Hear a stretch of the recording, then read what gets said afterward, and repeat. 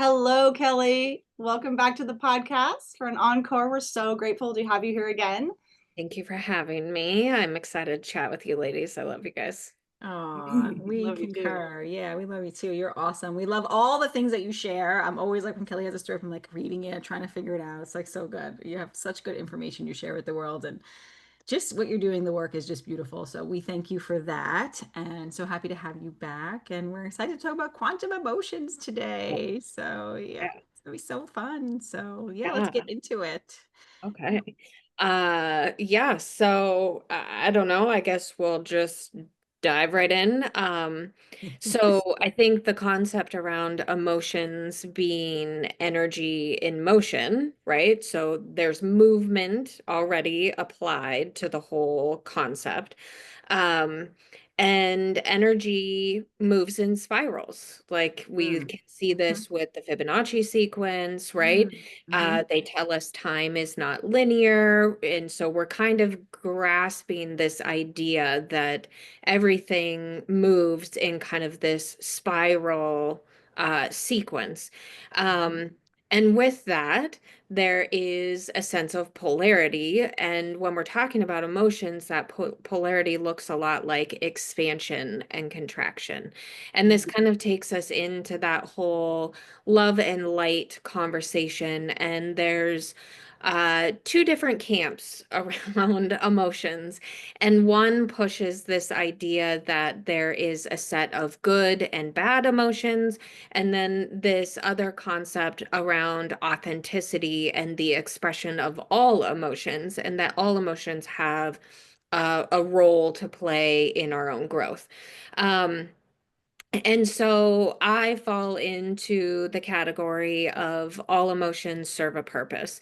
And they have dual roles. So in physical form or like a survival strategy, anger, shame, and fear play a role in our survival of our physical form. That's our fight, flight, freeze response. And we can really get stuck in this place. And when we're navigating from the space of survival consciousness, these emotions don't feel very good at all.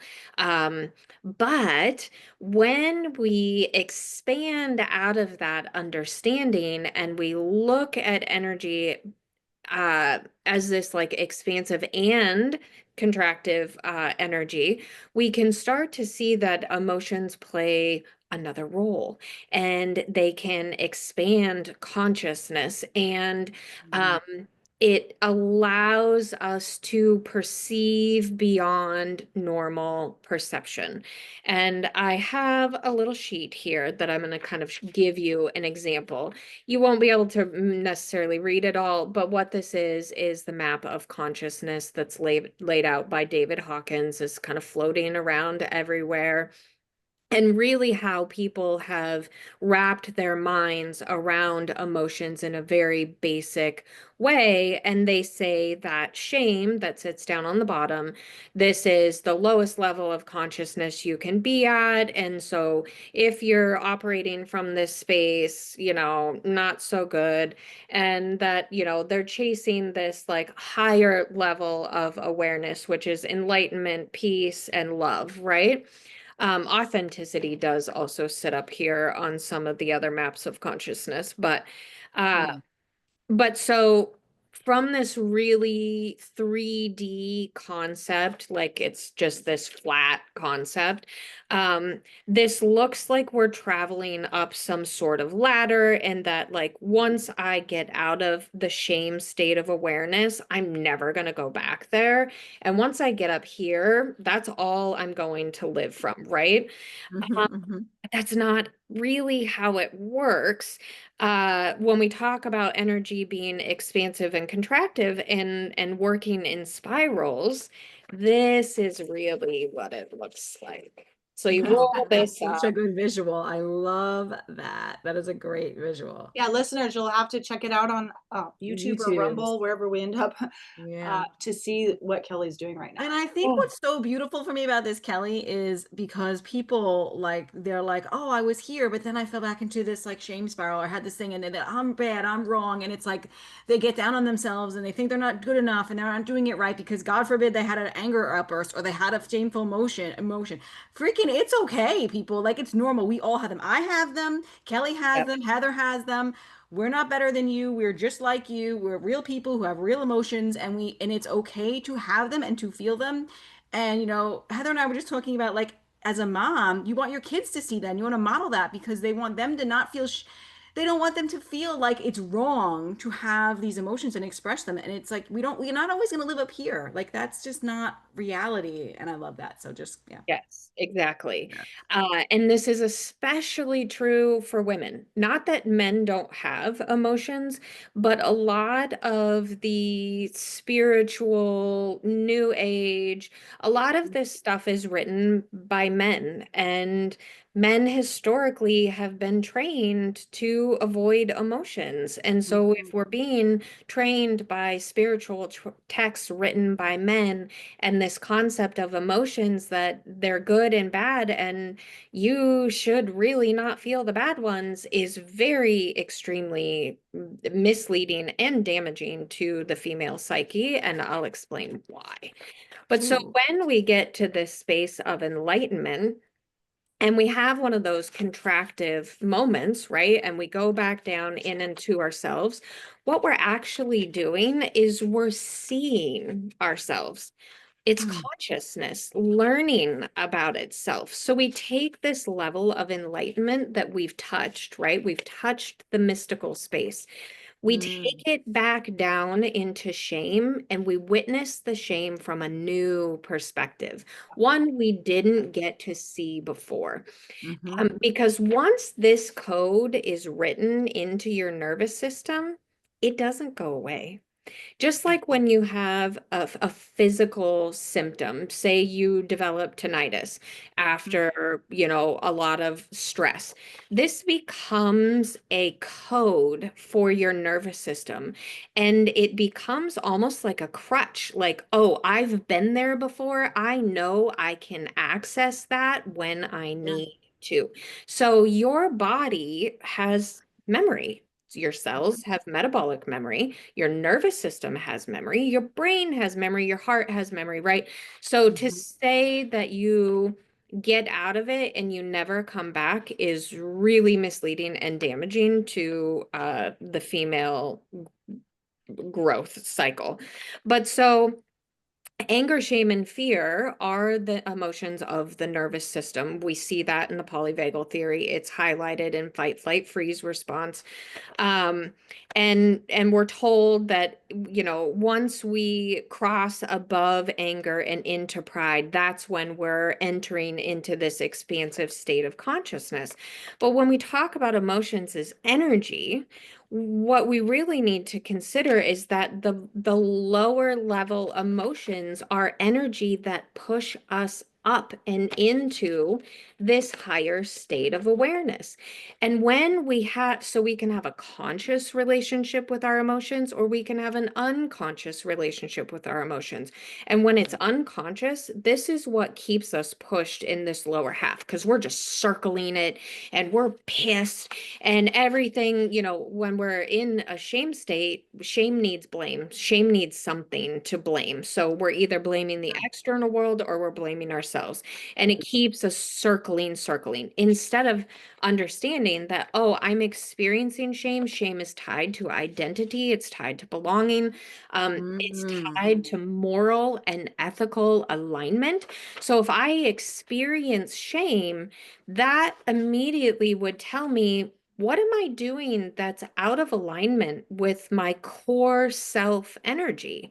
How am I showing up in this situation that is like not aligned with that truth of who I am underneath all of the programming, right? So when I experience shame now, It's like, oh, I need to go correct whatever I did. I need to apologize to you. I need to ask you, what can I do to repair the damage I've done in this relationship?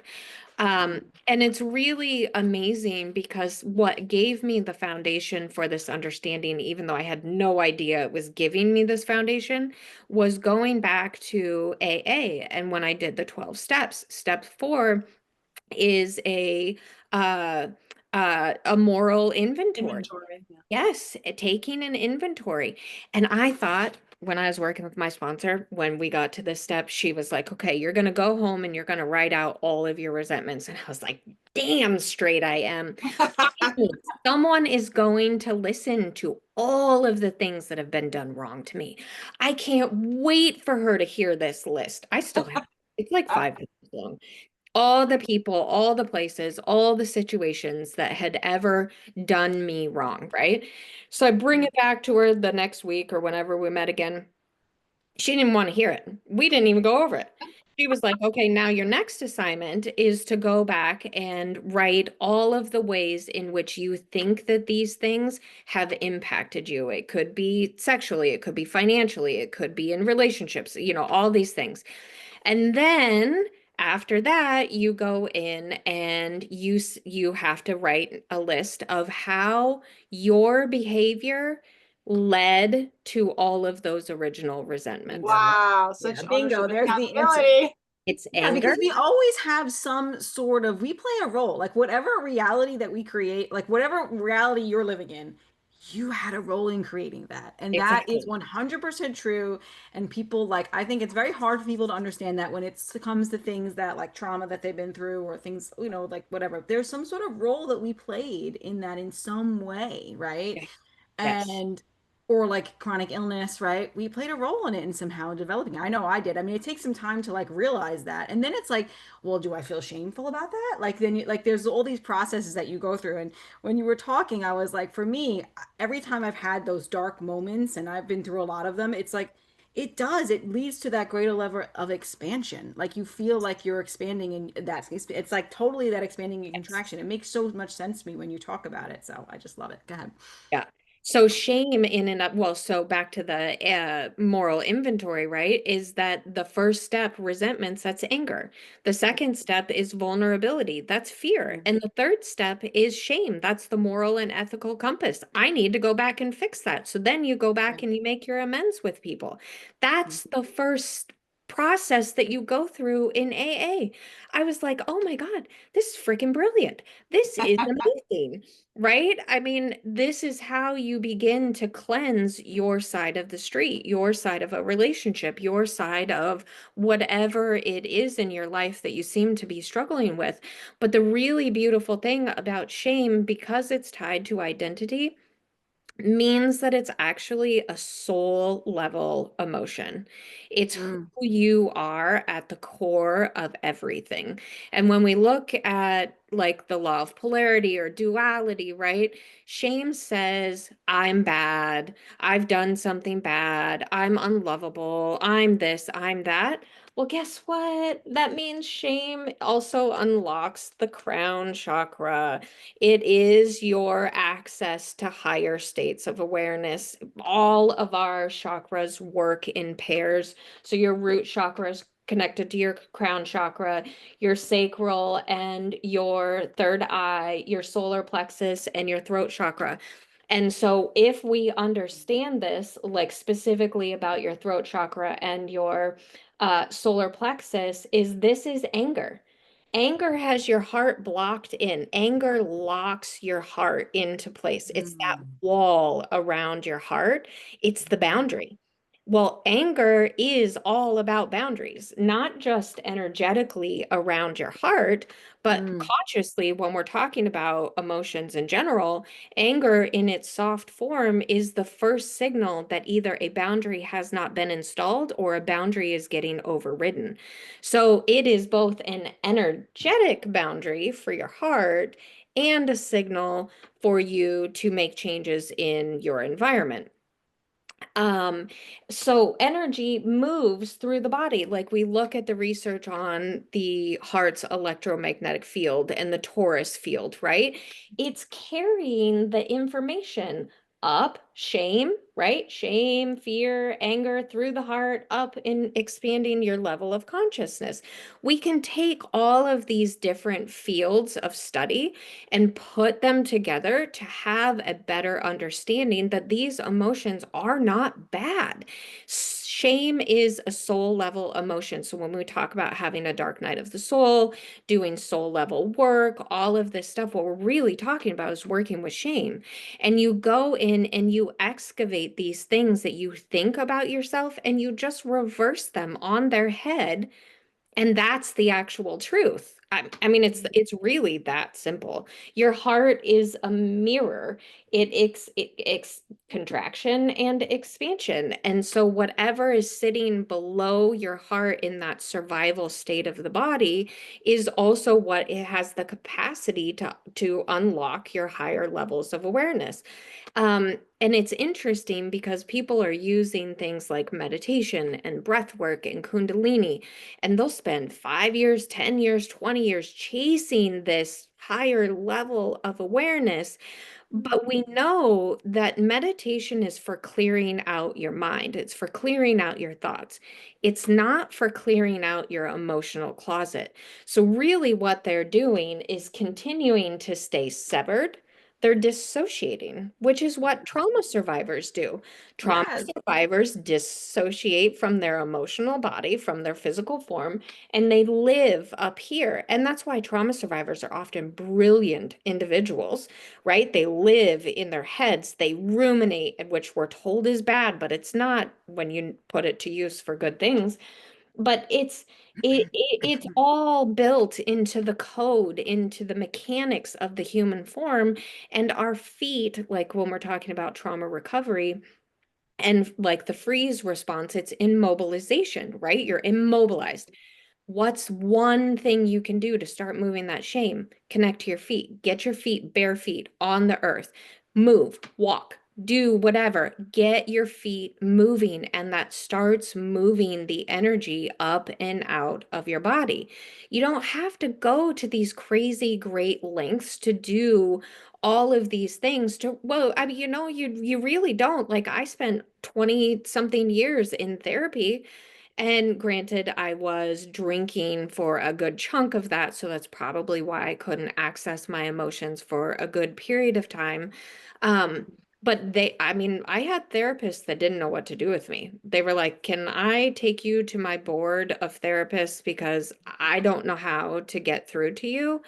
Because I could intellectualize, I could repeat back everything you told me, I could do the homework, I could do the assignments, but I walk into a room and I could shut the energy down in the room in a heartbeat because I was so closed off. And when I started doing the quantum biology principles to help my son with his health condition, I was like, uh, something's happening inside of me, and it has to do with my trauma, and this doesn't make sense. I spent, 25 years and I've done acupuncture and all these different things to try to touch it. How is sunlight and a ketogenic diet getting into my trauma? I mean, I knew I was changing into a different person. Um, so That's that's, like I always say, like healing is reconnecting with self, but yeah. reconnecting with nature is the first step. And I really do see that, like in myself and in clients. So, I mean, it's so valuable. And it's like, I mean, Heather and I talk about this too. Like, we think we need therapy, but like we can move things much faster than therapy can if we know how to access it in these kinds of ways. Even a homeopathic remedy, even a flower essence, even those things can move things faster than Yes. years of therapy. And that's like I wish people knew that and understood that because they could save some time and energy and yeah. And A lot of then Good you money. thing I'm don't have not to feeling. necessarily relive it either Yeah. to actually heal Yeah. it. That's the other thing. You don't actually have to go there. Because I know I also did EFT for a while, which I did really like, and I felt resonant to it. But there were some things that I would like. She would bring me back in time, and there was one specific moment that I could not go there. Like it was just too stressful for me. It was too much. It would become too overwhelming in my nervous system. That wasn't really the way. Like it was just too much for me. But I could take a remedy for it and it would move it much faster than having to like relive it and go through that. So that's my other thoughts too. So. I'm loving how your approach is so I don't know, it's just pushing the buttons on a lot of people's probably, I think people could get defensive easily. It's like, oh, well, David Hawkins, he's such a, it's just reified, sacrosanct, blah, blah, blah. But you're like, no, it's, this isn't helpful because actually it's shaming in and of itself. And so when you're talking about, right, how you're seeing the emotional realm from the quantum lens, then what the thought came up a while back when you were talking, Kelley, is that truly, unless the therapist has really done their own work, so to speak, I'm talking about psychotherapy. And I do think that there's some utility in doing more of a somatic approach and an affect-based approach when they know what they're doing. These are the more advanced models that like AEDP I trained in and sensory motor, those kind of things. And still they have their shortcomings, like you're both saying. However, they're much better than just rehashing the daily, the weekly problems. Those are pretty much worthless unless you just are so lonely you need just to have an hour, connection. Well, okay, then that's something that's valuable. But anyway, I just love that that you're bringing the shame thing up because I do feel like the whole field of therapy, if it's like people are being collectively shamed, it's total horseshit. It's like, oh, I failed again. I wasn't able to stay in positive thinking. It's like, what? So there's some huge problems with the field of psychotherapy in the Western sense of how we even see the experience of emotion that I have a seriously big problem with. And I don't know if this is relevant. I don't know if you like attachment or not. I can't remember, but it really resonated with me, this whole idea of we're social mammals. We need safe connection somehow, somewhere, at some point, to have that mirror and that eye, that experience, because it lights up a lot of pathways that we otherwise aren't going to access and work with and through and change into how we see ourselves. But the way they describe it in emotionally focused therapy, which is not the same as the tapping thing, that's something else, is that there's protective emotions and then there's the softer, more vulnerable, which its primary emotion is the softer, vulnerable, and then secondary emotion is the protective emotion. It's like, and the way I look at it, it kind of overlays with what you're talking about. It's like we have an experience or an immediate limbic experience of protective emotion, a safe, not safe, when something is threatening our sense of self, right? In other words, how we see ourselves and how we think others seeing us, which is the attachment safety being compromised. So there's some cool overlap, I think, with what you're talking about that always made sense to me. And that when we feel like somebody isn't seeing us how we see ourselves, or we're somehow not being true to ourselves, those protective emotions will come up. And that's anger, shame, and fear, and all the variations thereof. And then that starts to affect our behavior and we're acting out in a reactive way. And what you're talking about is let's develop and so in that kind of work, we always validate all the protective emotions because they're messengers, like you're saying. It's like they have a purpose, right? How are we gonna, they're a doorway, they're a portal to what really matters to us. So let's look at those. And then once you acknowledge those, they soften into the vulnerability. It's pretty cool, actually. So what I think I hear you saying is that the softer, more vulnerable emotions versus the more protective emotions, uh, but they're the three primary ones, anger, shame, and fear, are the duality of it, because anger can arise when someone else crosses my boundaries. Anger can also arise when I cross my own boundaries. When I say I'm going to do things and I don't do it. You're driving in a car and you're tailgating someone else because they're not going fast enough, and you're getting angry because you think they're not going fast enough, when in reality, that anger is a signal to tell you you're crossing someone else's boundaries. Because remember, we only feel ourselves. We can't feel someone else. That's an external locus of control to say, I'm getting angry because that person's driving slow. No, no, no, no, no.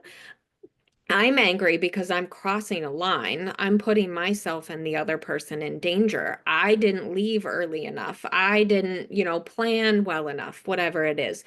And fear is, we can experience fear when there is an actual threat to our environment. Hey, I've seen this pattern before. This looks familiar.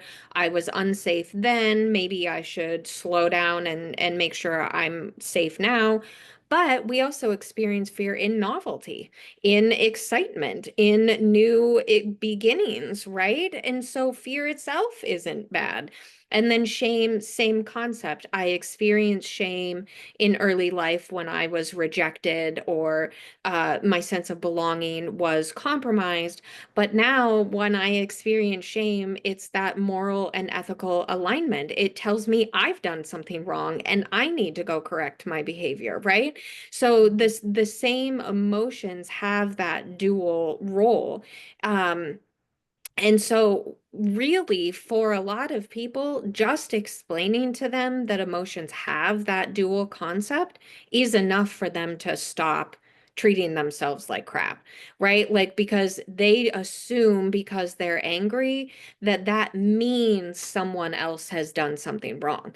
And they may not even understand what the other person has done wrong, but because they're experiencing anger, they just assume someone else has done something wrong. If they're experiencing fear, they just assume something in their environment is unsafe. It's not that way. So having this concept of like emotions having dual purposes, protecting physical form and expanding consciousness is enough for some people to recognize, oh, like that's not what was going on in my life at all. And it allows them to unlock something within themselves and, they can start moving forward. But anger is, our emotions are density. It impacts our experience with time. And we know that time's not linear, right? We can move forward and backwards in time. We've got research coming out on precognition saying that when we have dreams that the next day that dream actually happens, what they're saying is that event had to happen first for it to go back and tell you in your dream that it happened. So that gives us the idea that time's traveling backwards, right? And then we have that new quasi-particle, the semi-Dirac fermion, that's come out that says when it travels in one direction, it behaves like it's full of mass, and when it travels in the other direction, it behaves as if it's massless, which kind of reflects this whole concept and contraction and expansion, right? Like when we're going down, we're collecting mass. You can think of it as like the fetal position. You're turning in on yourself to view yourself differently. And then when you come out, you're in that expansive state. And it took me my own processes, like having life events where I would have these really big contractive states, 2, 3, 4 days where I'm just stuck in a pit and like, this is miserable and this must mean that X, Y, and Z, right? But then I'd come out the other side of it and all of a sudden it was like my world had woken up. Like there was a new level of awareness and I could forgive something that maybe I hadn't forgiven before or, just see things differently. And I was like, oh, that's what's happening. I'm having to go dig deeper and see what content is still living in my subconscious mind, in my shadow, right? And now I get to take that out into the light and transform it. That's alchemy, right?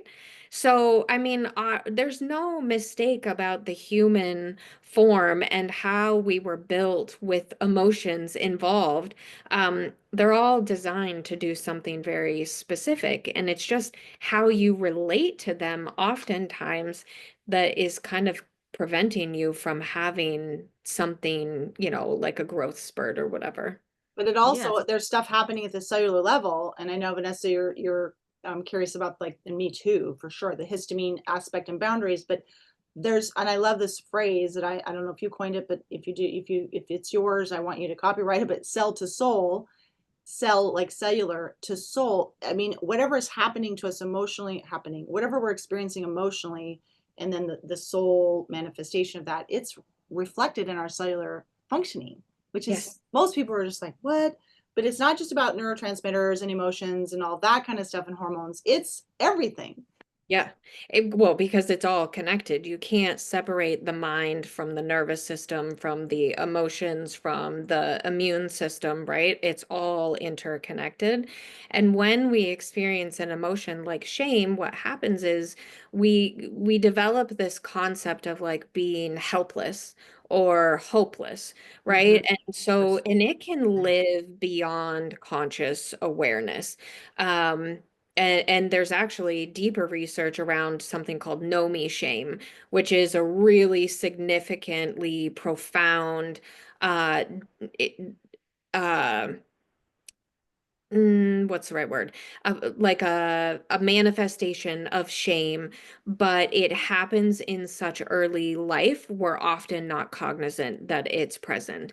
But when someone experiences this kind of shame, they'll often go into these deeper, darker places where they feel like they don't exist, like, know me, I'm just not here, I'm invisible, no one sees me, that sort of thing. Um, and so this can sound a lot like and feel a lot like hopelessness and helplessness. Well, think about that mindset alone and how you could enact boundaries from a state of being like that, right? They probably don't really exist. If you feel helpless, if you feel hopeless, if you feel an intense amount of shame, you're probably not going to think you're worth defending, right? So boundaries probably aren't part of your repertoire. Well, this gets mirrored at the cellular level. Now, the mechanisms when we're talking about the cell danger response is a stiffening of the cell membrane. And what that does is it prevents certain things from getting in and other things from getting out, and it impacts cell signaling, which then impacts the immune system and mast cells. And so if the physical form energetically thought processes feels like there's no mechanism of protection, your cells are going to go into that protective state and they're say, well, I'll do the protecting for you. Like it's collapsed all the way down to the cellular level. I will take care of you because we have to ensure survival, right? And so it does. Our thoughts, our emotions get mirrored at the cellular level.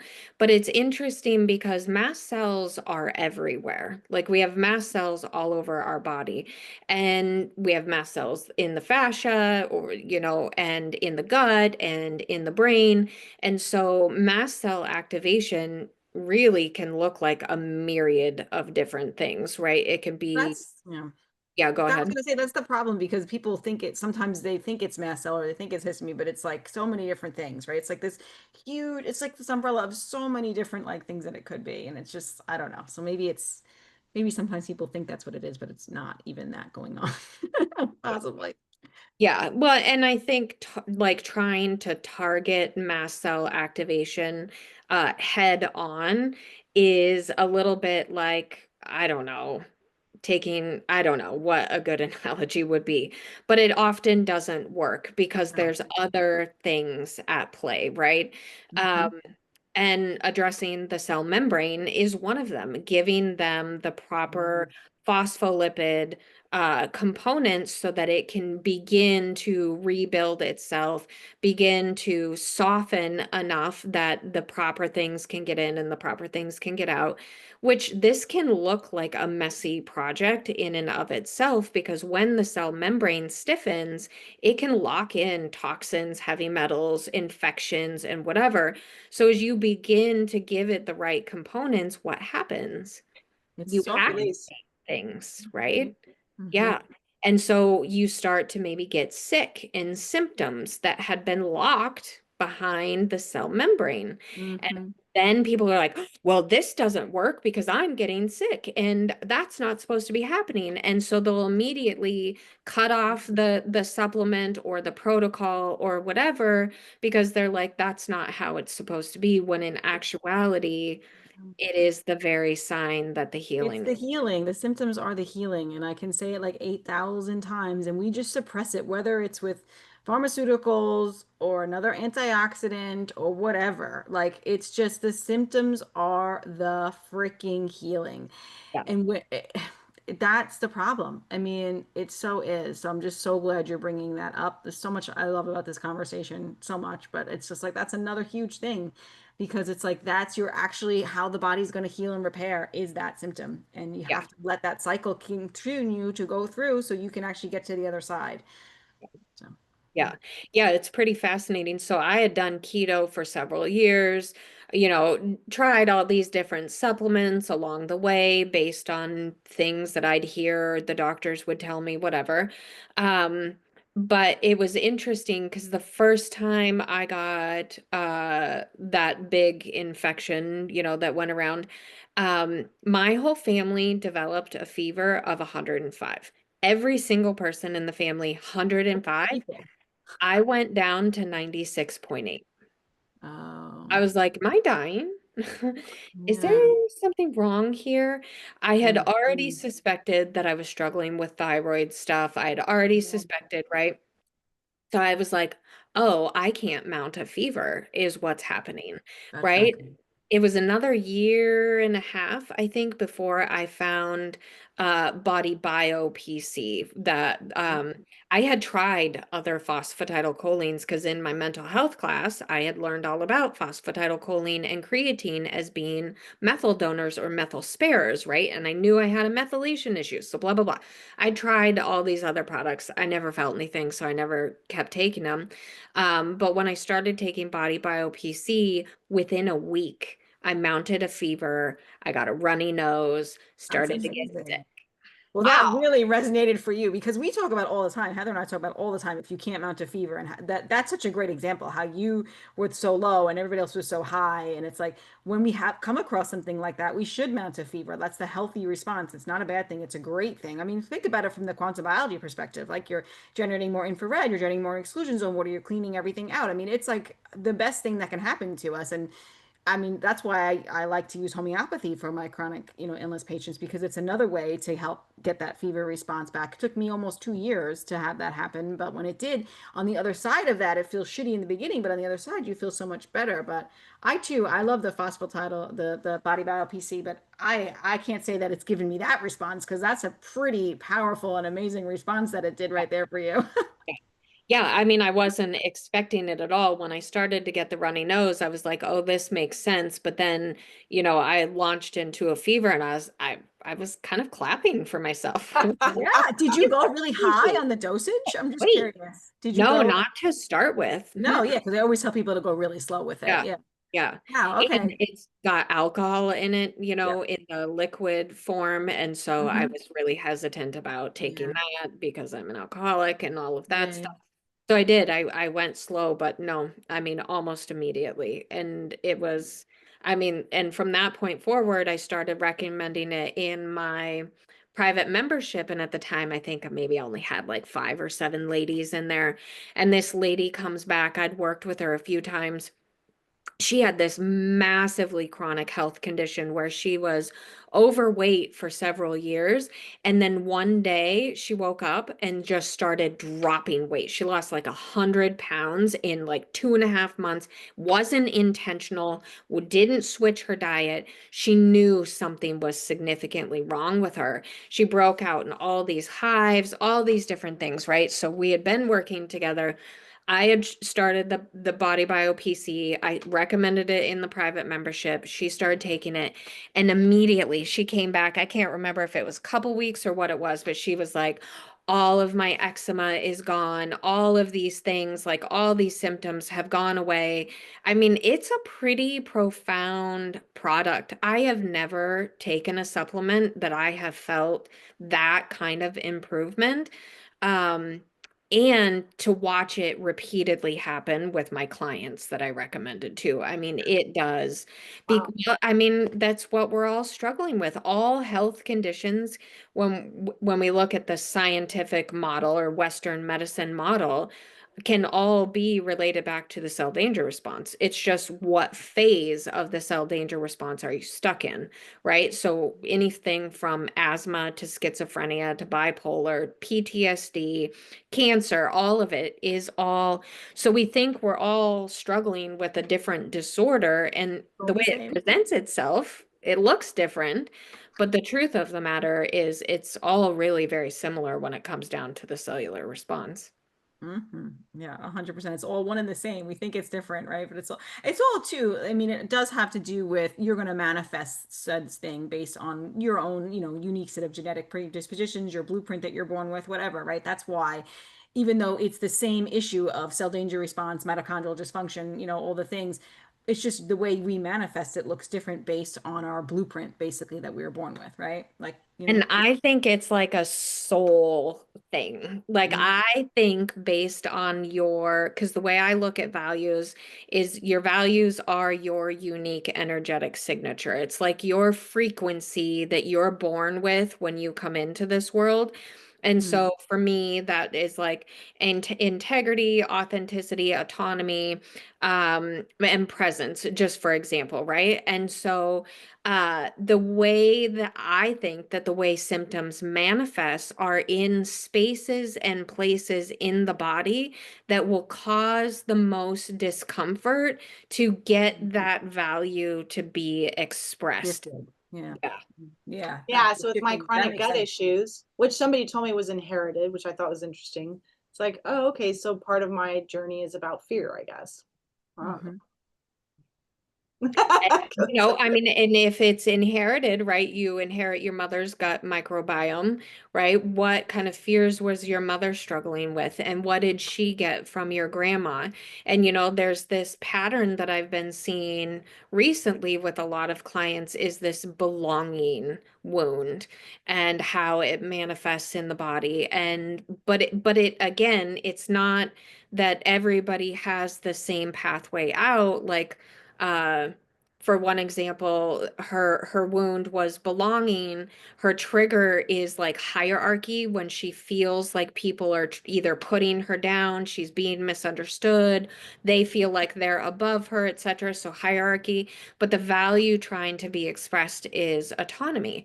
And so it does look a little bit different for everyone, but once we find that pattern, whatever is playing out, and it's usually generational, then you can start looking at your life and going, oh my gosh, everything revolves around this entire thing. And like I'm trying to get belonging here through validation or being seen.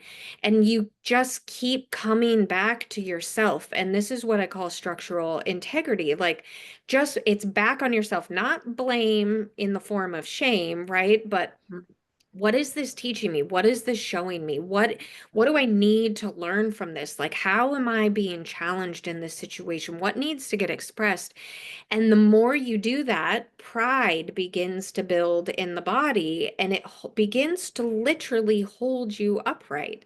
So in the Mhm. research, pride is what they use as an emotion to help pull you out of shame, right?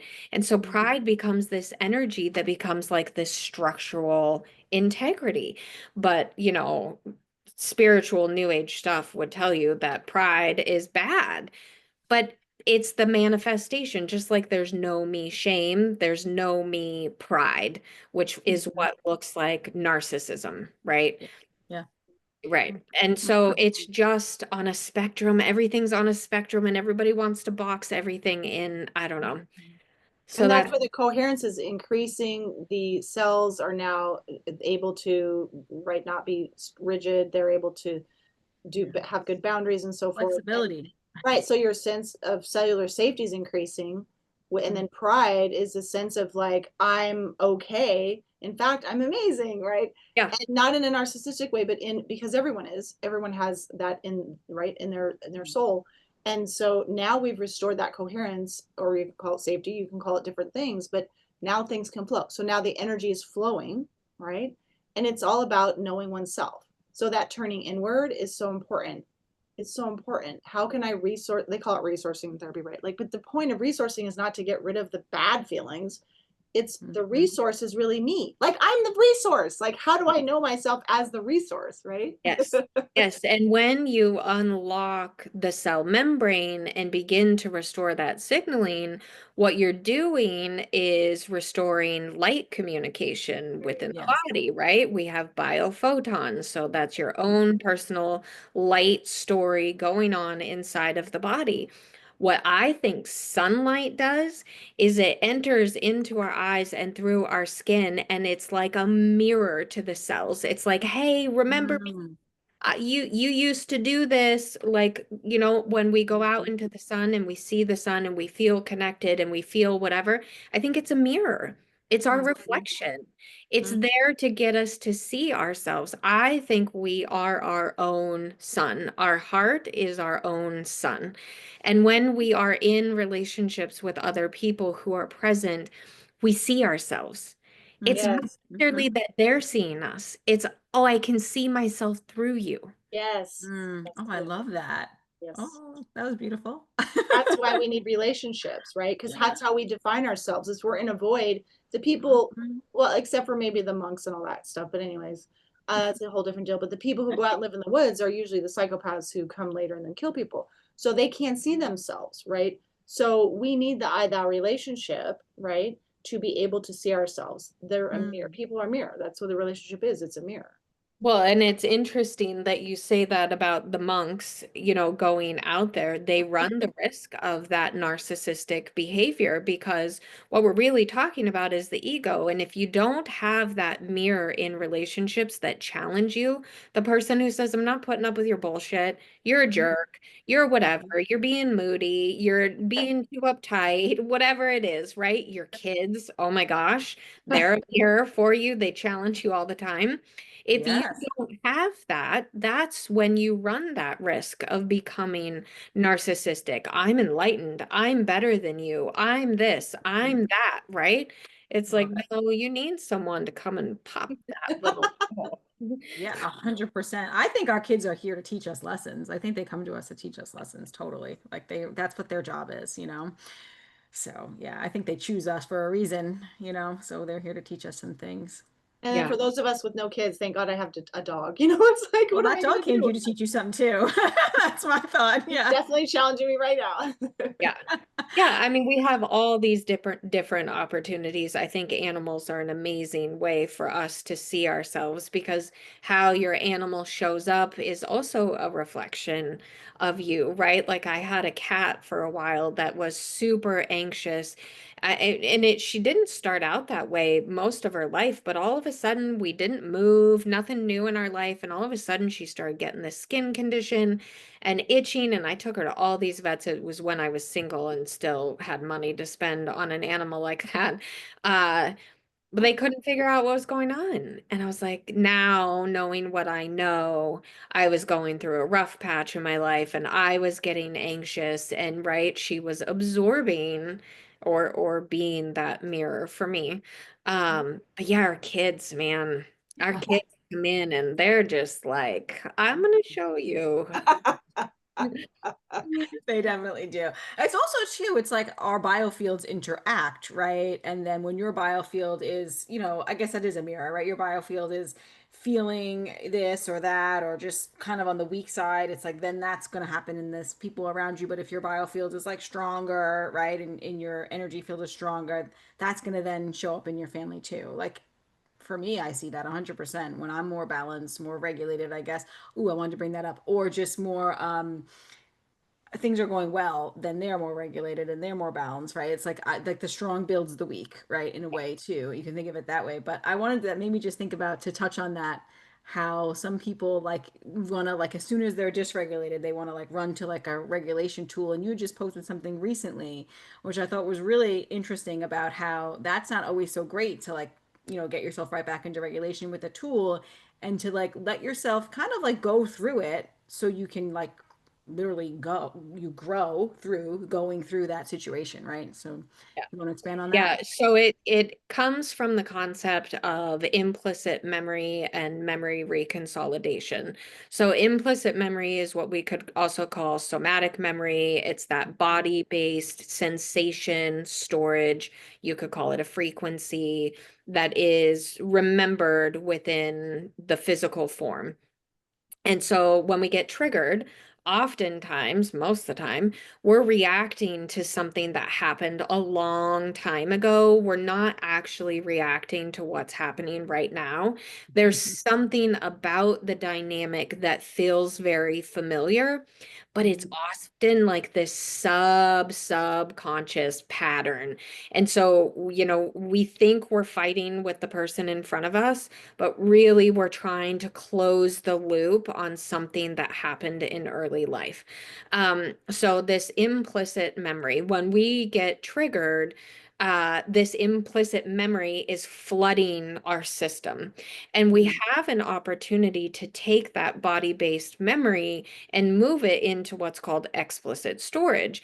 But we have to work with it. If you go to, and I'm not saying regulation strategies are bad, it's just many people have learned these and then they stop there and then they become heavily reliant on regulation strategies because they're not getting to the root of the issue. But then they just become coping strategies, and you're not ever, they're kind of just masking or holding at bay, if you will, Yes, what is trying to move through, metabolize, and work through to completion. exactly. Exactly. And so, research on memory reconsolidation, which is the process of moving implicit memories to explicit storage, and this is probably an estimate, there's probably not an accurate way to even measure it, but they say you have about 6 hours from the point of activation to be able to work with that and get it moved into explicit storage. When you go into a form of therapy that does this kind of memory reconsolidation work, they will activate you. They will get you to go into the body-based felt memory, and they will literally trigger you in the session so that then they can work with that learned, that implied learning and help you move it into explicit storage. And the whole point is to decrease the charge so that you Yep. don't get triggered by It's it. all about the charge. The Yeah. charge is stored in your body. That's the Mhm. energy pocket. We need to release it. Yes. Yes. And so, if you are always relying on these regulation strategies, you're kind of missing the whole point of getting triggered. The trigger is there to come to the surface so you can work with it and get it out of the way. But again, I know that I can come off as being a little bit snotty or a know-it-all or whatever. I feel like I'm always kind of pointing out what isn't working on Instagram, but I hate to say it, but that's how you get people's attention, right? Like you have But to we be a need little bit paradigm. edgy. We need new information. We need people like you to stir the pot. We need to see Mhm. other possibilities. We need a paradigm shift in certain ways. And so thank God you're doing that. Yeah. It Well, got my there's attention. I was like, oh, wait a minute. Interesting. So it does work, I don't like the way it feels in my body. I feel like it makes me sound like a negative Nelly, but maybe that's my idea of wanting to be good all the time, right? Yeah, Like I see that. that. Yeah. So I work with it. I still do it, but I don't like the way that it feels in me. Anyway, so yeah, there's a lot of like nervous system regulation accounts that, I mean, they're big accounts, and they talk about hip openers and somatic movements. And I mean, one post is like, this hip opener can reverse your gray hair and get rid of your cellulite. And I was like, ew. Except melanin doesn't really work that way. So don't think so. And I almost put it in my stories. It was either yesterday or early this morning, but I was like, be nice, Kelley. be nice, right? Because we know melanin doesn't work that way. Yes, Mhm. catecholamines, excess catecholamines break down melanin. And so that's why you end up with the gray hair when you're stressed. But Mhm. you can't just renovate melanin by doing some hip openers. I mean, it doesn't really work that way. God. But that's kind of shows you the surface level arena many Yeah. people are working at when they're trying to navigate health conditions. And because Mm. people like this have such a large following, it frustrates me because that tells me that many people are suffering Yeah. and getting surface level answers when Right. there are some really actually pretty simple strategies. I developed something called the trigger method. You work with your thoughts to find the emotions, to find the subconscious narrative, to rewrite it, and you do it. I mean, I've done it on certain occasions one time and never triggered again over that particular issue. Um, you can see specific therapists that do coherence therapy or memory reconsolidation. They work with this kind of stuff, right? But Mhm. otherwise, these people I mean, people pay thousands of dollars for these things that they're not like, it's hard for me It's because that's in all fields, unfortunately. Like yes, in you think of nervous system, you think of just like chronic health issues, like whatever, dieting, whatever. You can think of it in all these fields where people are just it's so surface and it's so boring. Is that the right word that yes. I feel? That's the way I feel. Like it feels boring to me. Yeah. And that's why I love having the podcast so much because I get to talk to people like you and I feel like, oh, this is what my soul needs, right? But I love that. But yeah, it feels boring, but you definitely you can yeah, I totally hear what I'm you're gonna saying. play devil's advocate. At least they're getting in touch with their bodies, you guys. It's like they're Yes, they're they're okay. at least like paying attention to their somatic sensations. Something is gonna happen, and then they're gonna find you. That's gonna lead them on a path. So that's Yes. it's not all True. bad. It's It's good. like little I breadcrumbs. agree with you 1000%. Yeah. Like I showed in my Instagram stories, like my notebook from when Oh I yeah. did uh treatment when I was in rehab. I mean, I was using a lot of words that I really had no idea what I was talking about. Hmm. Meditation, and I mean, I'd done meditation and yoga and things, but like I was talking like I was this that I was an alcoholic. I was drinking every day, every other day. You know what I mean? So I understand that there is evolution to the whole process. As Yes. someone like me, I get overwhelmed from seeing that many people follow an account that is giving them, right? Like I'm like, but there's more, but there's more. That's my savior complex. It doesn't make me a good person, right? Like at all. I understand that. That's why I didn't post it. Like I have done enough work on myself that I can see these parts of myself. I can see that savior complex come forward. I can see Hmm. my Hmm. own desire to be right or my own desire to be liked come forward.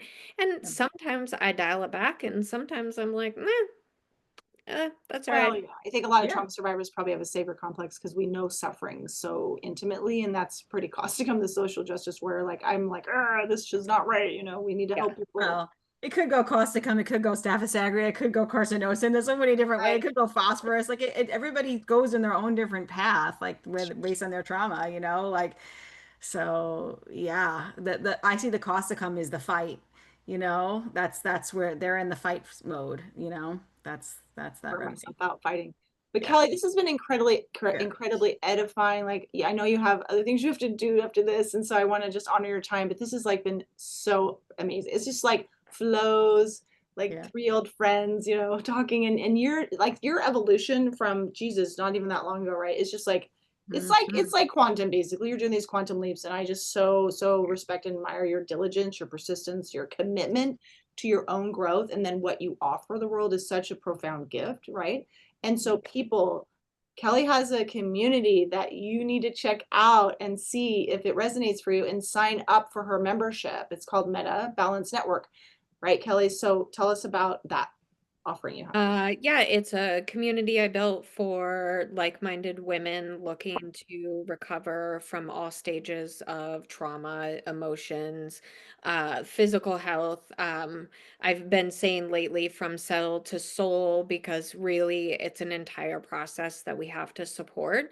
Um, And so, yeah, I mean, I've got hundreds of hours of pre-recorded content. We meet 6 times a month for live calls. People can interact, ask questions. I'm always teaching something new because I teach from my own space of awareness. So you won't find me repeating a whole lot of things, though I do have some modules that are like base level foundations. You can always go back and watch, and you can watch any of the recorded content. Um, but it is a very personal process. So it's very vulnerable. It's me. I mean, if you look at it through the lens of even looking at my Instagram account, if you understand it and you go back and read every one of those posts, I'm pointing to something in my own journey. And sometimes I share right away, sometimes I share, from a few months back or whatever, but it's always a form of documenting where I'm at. So just people don't feel alone. Like I mean, from where I went 7 years ago, I've been sober 7 years now, 7 years in like 2 weeks. Um, I was at like, I didn't want to be alive, Yeah. Yeah. Yeah. you Yeah. And look know? at you now thriving. That's the transformation that you've created for yourself, right? You stepped in, you leaned in when you just wanted to go out. And let's Oh, just normalize the hell out of this, because I think that anyone can fall into that sort of, and I don't want to call it a negative pit, because we just talked about how all emotions are worthy. Like if you didn't have those lows, then you don't get to experience the contrast, Exactly, right? exactly. Right. Exactly. I So had so much shame about like, oh, I screwed up. I got myself sick. I put injections in my body that caused me all, well, I didn't know any better. It's not my fault, you know. I was under that fear and I was under that, you know, that state, you know, just conforming like everybody else. And it's like I had so much of that had to be worked through. And it's just like I was in such a bad state of being so unhealthy and unwell that I wanted to leave this planet too. So I can totally relate to that and understand how that feels. But if I didn't go through that, I wouldn't be sitting here right now. Like that's the truth, and neither would you. So at the same point, it's like that's our path and that's our purpose. That, you know, so that's where we become the medicine, right, Heather? I mean, it is. It's taking what my personal experience is, yours is, and yours is, Heather, and turning it into it's art. I mean, that's really what it is. It's a dedication to art. So like I've always struggled. I know we're trying to wrap it up and I'll stop talking, but like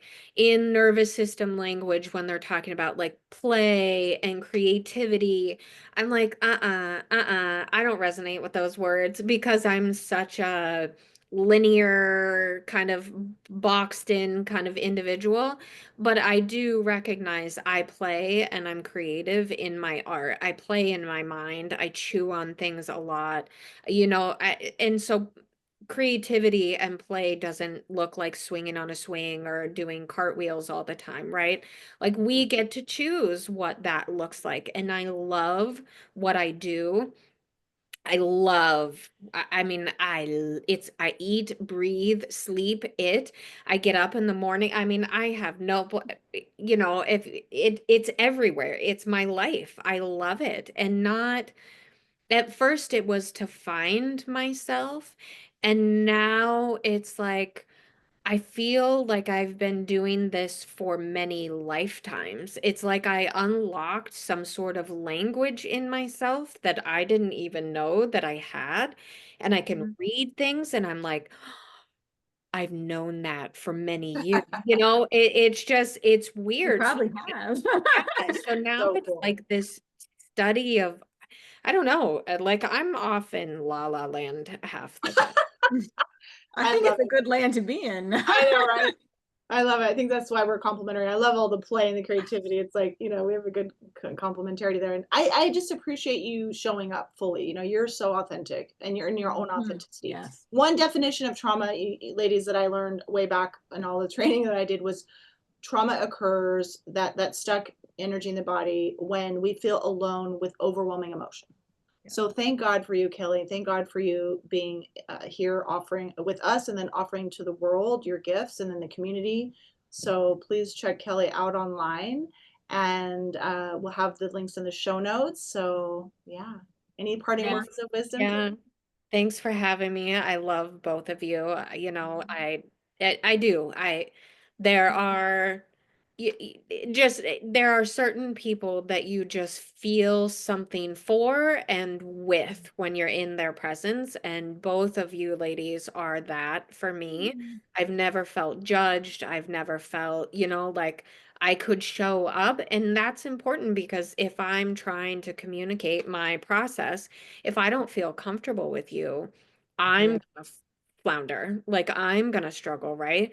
And so Mhm. that's why I agreed to do the podcast again with you guys because I do. You both Mm. are amazing human beings, and I really do love both Mm. of you. So thank you. Aw, well, the love is mutual, Kelly. You're amazing. Yeah, we so appreciate you coming on and sharing your heart with us today and all your wisdom. It's been so powerful. So we really hope you guys follow Kelly and check out her work. It's amazing work. Thank you.